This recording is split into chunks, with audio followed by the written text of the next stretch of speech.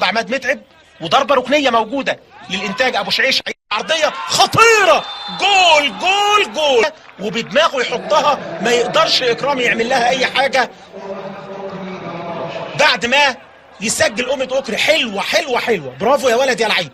ادي العرضيه الجميله اللي اتعملت، ومفيش رقابه على اخطر اللعيبه. شوف أمة أكري لوحده ولا حد جه جنبه حتى من المدافعين. 1-0 للانتاج الحربي. انا قلت الفرق اللي تحت دي هتعمل مشاكل. زمايله حسام غالي زايد وطالع من قدام بيضغطوا، قطعوها كويس قوي.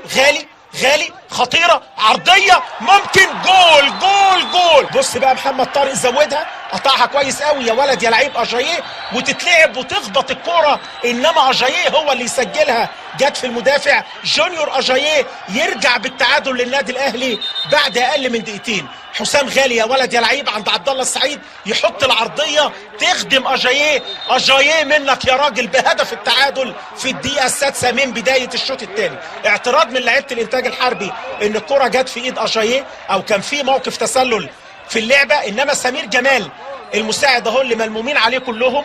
وهنشوف اللعبه مره والثانيه والثالثه، هل الاعتراض اول ما راحت لعبد الله السعيد؟ هنشوف من الاول. ادي حسام غالي، اتقطعت الكوره، وادي عبد الله السعيد موقفه سليم على فكره. عبد الله السعيد ممكن يكون كوليبالي في اتجاه اللعبه، بيقولوا له لمسه يد جايه بايده، كوره سليمه على ما يعني من عبد الله السعيد.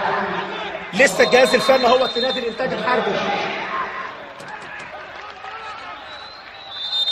اللعبه بتتعاد، ومحمود فتح الله مع زمايله كلهم باشاره واحده انها بايد اجاييه. كابتن الموسم الحالي تتلعب تاني اماميه. حسام غالي منطلق من الجبهه اليمين، حب يزيد ويطلع بره الملعب، رمي التماس. سلامات لؤي وائل، داس على ايديه وهو ماشي بدون قصد، وقع على الارض لؤي وائل. وليد سليمان وكريم ندفد وعمرو جمال، 3 اسماء في المناطق الاماميه يفكر فيهم البدري. دي اللعبه هي حسام غالي كده وهو بينط من فوقيه الستارز، قلت كمل في ايده بدون اي قصد. كابتن سيد عبد الحفيظ مدير الكوره، واحنا بنتكلم على دكه بدلاء حسام البدري اللي ممكن تكون اختياراته لو حس ان الدنيا متأزمه قدام واللعيبه ما بتنفذها. من احداث المباراه صفاره النهايه، تعادل 1-1 المقصه. وهنشوف كده بيدي ايه، ده طرد ولا ايه؟ ده لسه اللقاء شغال. ادى طرد بعد ما ادى الصفاره، خلاص هو اطلق صفاره النهايه، وبعد ما اطلق الصفاره في طرد لحسام عاشور، انما الراجل اطلق صفاره النهايه محمود عاشور. ونقطه لنادي الانتاج الحربي يوصل للرقم 25. اشتباك داخل الملعب بدون اي داعي. عموما هنتابع مع حضراتكم والاستوديو التحليلي الاحداث ومراسلنا في الملعب الاوقات اللي جايه. ما يصحش الكلام ده بكل امانه، ما يصحش كده، لا من لعيبه ولا من اي حد ولا جهاز فني هنا او هنا. مباراه عاديه جدا، الاهلي متصدر الدوري وبيتعادل مع الانتاج الحربي بدون المشهد ده. بعد كده المباراه ادي حسام عاشور، بقى ده اسمه كلام يا عاشور؟ بقى ده اسمه كلام؟ ده انت كابتن النادي الاهلي يا حسام.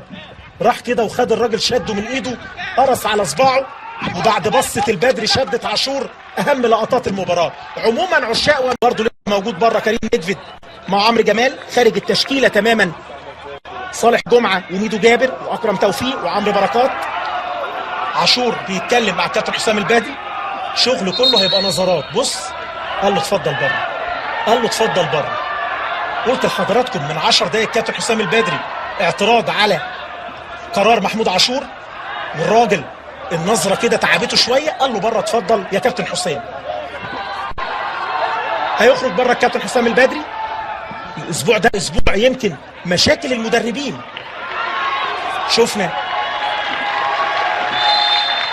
ميدو الاسبوع اللي فات كان اتطرد من الملعب، كان موقوف الاسبوع الحالي. ادي خارج الكابتن حسام البدري، بيتكلم معاه الكابتن محمود عاشور الحكم الدولي.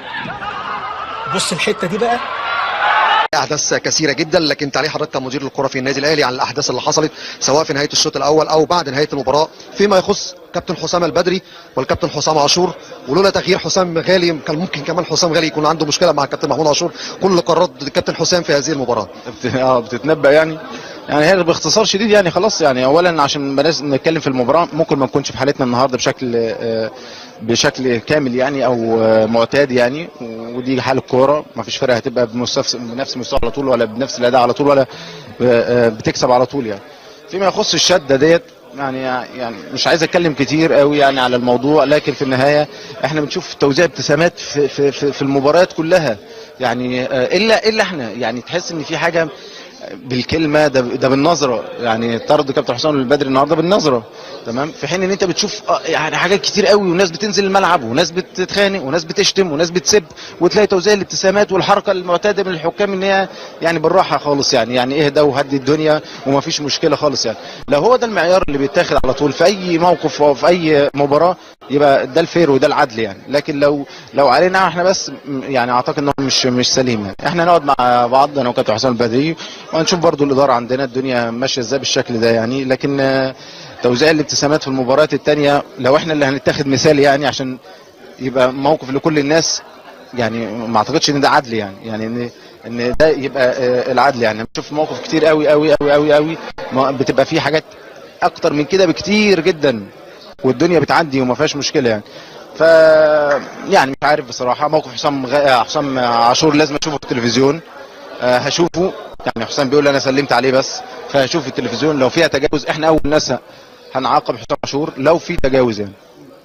هو موقفه مع حسام عاشور حتى اللقطه التلفزيونيه حسام كان بيتكلم معاه فطلع له كارت احمر مباشر، هل في اوضه اللبس كنت اتكلمت مع عاشور؟ فايه رد فعل عاشور؟ يعني انا شوفه طبعا، بصدق اللاعب بتاعي وكل حاجه، لكن في النهايه يعني لازم اشوفها.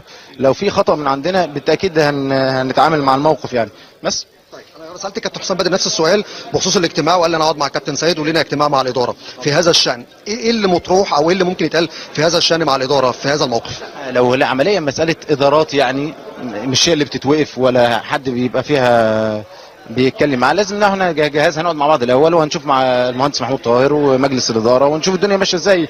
مش ممكن ابدا يبقى انت بالبصه ما شفتهاش يعني.